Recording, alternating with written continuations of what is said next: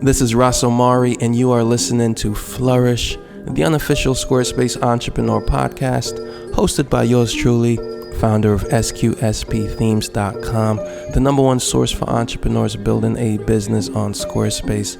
So if that sounds like you, then you are in the right place. Today we're going to be talking with Ward Sandler of 320NY, founder of Memberspace, a membership plugin for Squarespace. And I've been following Ward for a few years, so I'm familiar with Memberspace since its inception.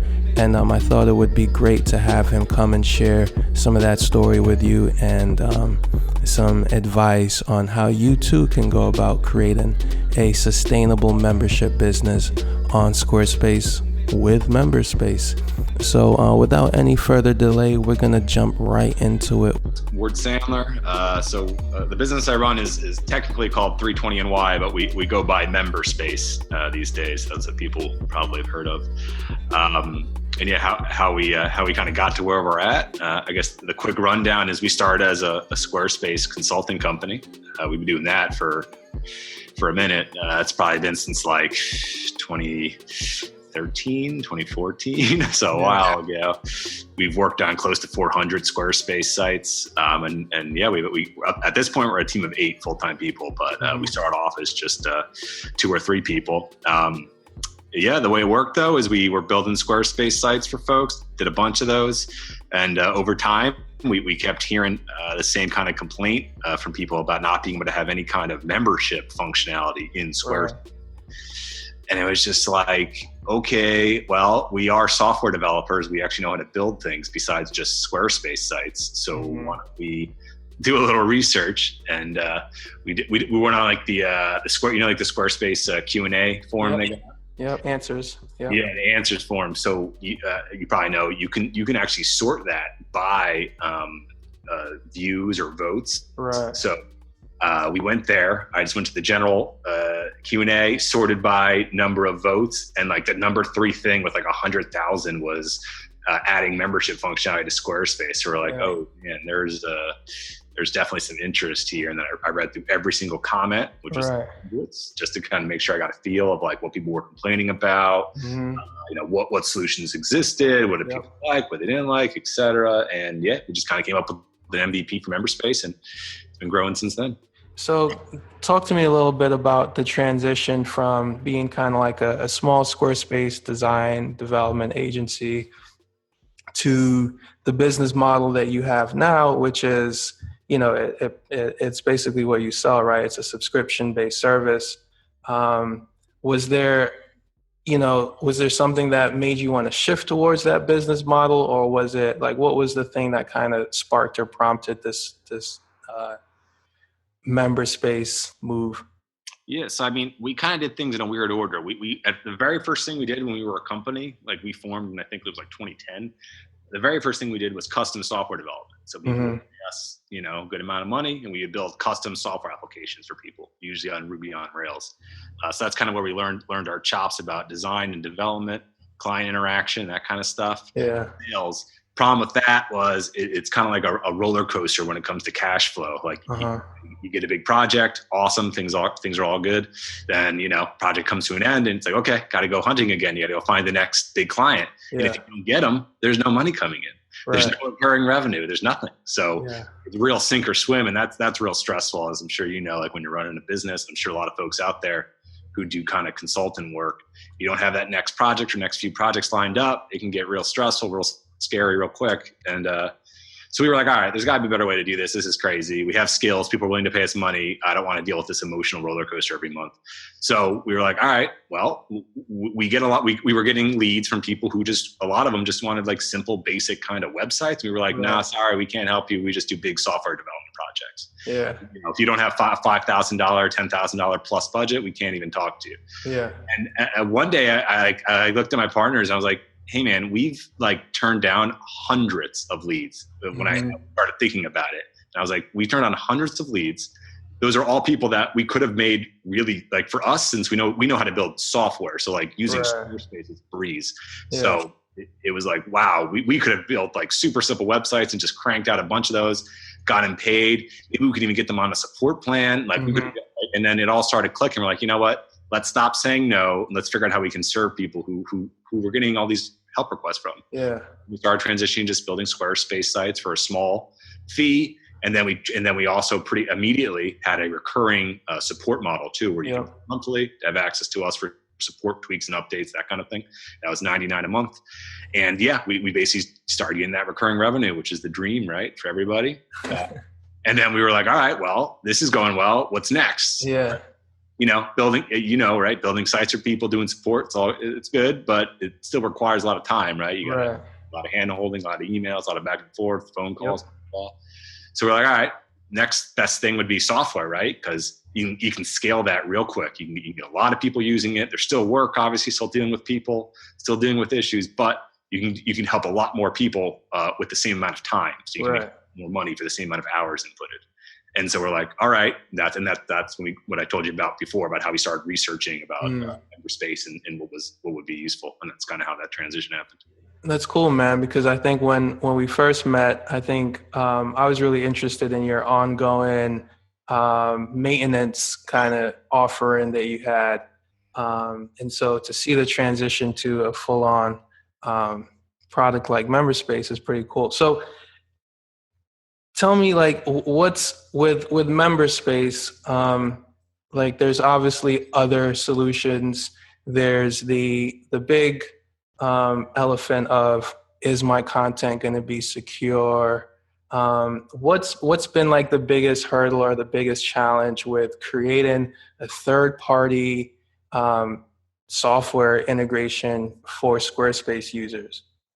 Yeah, I mean, it's just that it's a third party, right? Yeah. So we're not connected to the Squarespace server. So I don't know how technical the audience is. I don't want to get too crazy in the weeds, but we're not connected to the server. So therefore we can't control 100% what pages people have access to. Mm-hmm. Now, that's not a problem for a lot of folks, but for people who it is, we have another feature called content links, which allows you to upload content securely to Memberspace and output that content either as a link or as an embed on the Memberspace site, and that is truly secure. There's no security vulnerabilities to it. Right.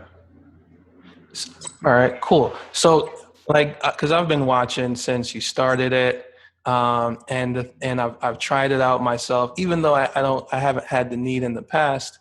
And the one thing that stands out to me from members of my community is, you guys have really good service, but also I always get the emails for the updates, which seem to be frequent, and it's always like a new feature.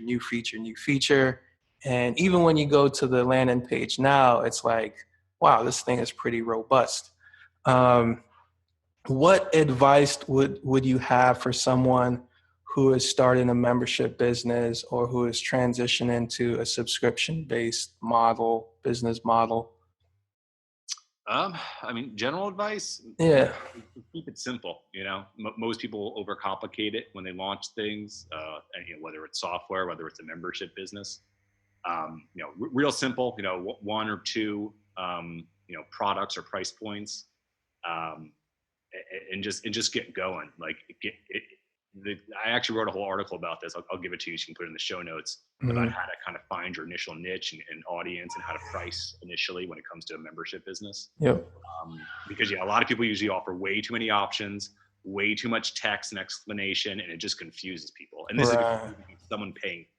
So, the key is start as simple as you can with as few variables as you can. Get some people to give you their credit card and pay you, because that you got to get past that hurdle first. Otherwise, you're just pretending to play business. You're not running a business. Get a few people to pay you. If you can't get a few people to pay you, you need to change something in the business model. So that's another reason why you shouldn't be spending too much time trying to get everything perfect. Right. Because you got to just get it out there and get feedback. Because real feedback is when you ask them for a credit card. Feedback your mom, your dad, your friends give you, that's all BS. It doesn't mean anything. Right. The only feedback that matters is when you ask somebody for a credit card and then they say yes or they say no. If they say no, you can ask why, and then you'll get real, honest feedback. And then for people that say yes, you'll hear what they want that you don't have, or what they better, or what they like, and then you can double down on that or fix the holes. But all of this happens after you're charging. So the less variables possible, start there. then you can always add on new things. You can always make things more complicated, and you can do that based on feedback from people paying you, not just random thoughts in your head or friends or family who just want to see you do well but aren't actually your customers. Yeah. No, that's really good, man. I mean, I've learned that myself from my experience. And I think that is probably one of the biggest mistakes entrepreneurs make starting out is, especially if you're technically oriented, you know, you want to just like make something yourself that you think is really good. And then if you do build up the courage to communicate it or like put it out there, then you have to like face the hurdle of like, how am I actually going to sell this thing? And I think what you've done is you've baked that into the product where it's a solution from the jump. It's not like, you know, people actually wanted this thing in big numbers, and I think you guys have filled that gap pretty well. What's next, man? I mean, what happens if Squarespace says, yeah, we're gonna, you know, add on the type of features and functions that that make Memberspace no longer needed? Is that something you think about? I mean, we've thought about it. My answer is probably counterintuitive. You know, we actually welcome it. I actually hope Squarespace does it. Here's the reason why. Number one, like you just said, right? If you go to our memberspace.com homepage and look at our feature list, there's not there. There is no way in hell that Squarespace is going to launch something with all of those features. Right. I mean, you know, I can't tell you that 100%, but just based on the way they develop every other feature on their platform. For example, e-commerce. They didn't launch commerce and it had every feature Shopify has. It still doesn't. It's not even close. Right. They launched a rough MVP version that has the core features, which will likely launch a membership thing if they even launch it. We don't know what's going to happen. But let's say they do launch something. My guess is it would be purely just, okay, you can restrict access to certain pages. It would probably be tied to the e-commerce functionality. People can add a product or add a membership. Maybe they would have recurring payments. They don't have that yet. Maybe they would have that. Maybe they wouldn't. And that might be about it. So it would do the core stuff. And if that's what someone needs, that's perfect. They're not a good customer for us because the whole thing is Memberspace is for someone who has a real business, because we have a lot of functionality built in, a lot of features that allow you to do things that you wouldn't be able to do with that core offering that's described in Squarespace. So what I'm thinking would happen is people would come to Squarespace, be like, hey, I need membership. Squarespace would be like, cool, we have that. And then they'd be like, oh, actually, I need X, Y, and Z too. And be like, oh, we don't have that. Check out Memberspace. So they'd actually become a funnel for us. And draw more people in because they'd be advertising. We do memberships now. And so it'd actually create a funnel for us, I think. That's my theory. I like the thought process, man. It makes a lot of sense to me. I get it completely, especially when you break it down like that. So I noticed also you've got some case studies, and you just mentioned, like, you know, this is for people with a real business. It's an add-on that is beneficial. Of your customers, like, are there any particular cases that really stand out in terms of like highlighting you know, what's possible with Memberspace? Yeah, I mean, our case studies are a good mix of successful customers and like really successful customers. There's one in particular, ladies of real estate. You know, you can just go to if you look at our case study and you do some back of the envelope math, you can see that they're generating, you know, well into the 7 figures of revenue through our platform. Nice. That right there stands as a testament to we scale. Right. It's a lot of money with thousands of customers to our platform without a hitch. They've had no issues. Why they're willing to be a case study for us and let people know about all that. They're a good testament to like this stuff could scale. You can have a real business on Squarespace where you charge people recurring revenue for membership. It's not like, oh, it's a little side dinky project. It can be a real business. Now, to get to that level, just because you have Memberspace doesn't mean you're automatically need some successful business. That's why we kind of our focus is on people who have an audience. So if you have an actual audience, you're looking for a way to monetize that. Right. That's what we're for. If you have no audience, nobody knows who you are, and you're just kind of starting off with a business, Memberspace may or may not be the best fit. Just because, you know, we're not the cheapest option, absolutely not, and we're not trying. and there's probably things you can do to hack together to maybe create the initial MVP of a membership without using Memberspace. Right. Once you're ready to have like a professional tool to run a professional business, that's what Memberspace comes. Yeah, I can definitely affirm that, because when I first tried it out, I had none of those things, which is why it wasn't a good fit for me at the time. But I definitely see how this particular model is beneficial. Hey, Ward, man, thank you for jumping on and sharing your experience with us. I think this is going to be a good episode to kick it off with. Yeah. Thanks for having me on, Amari.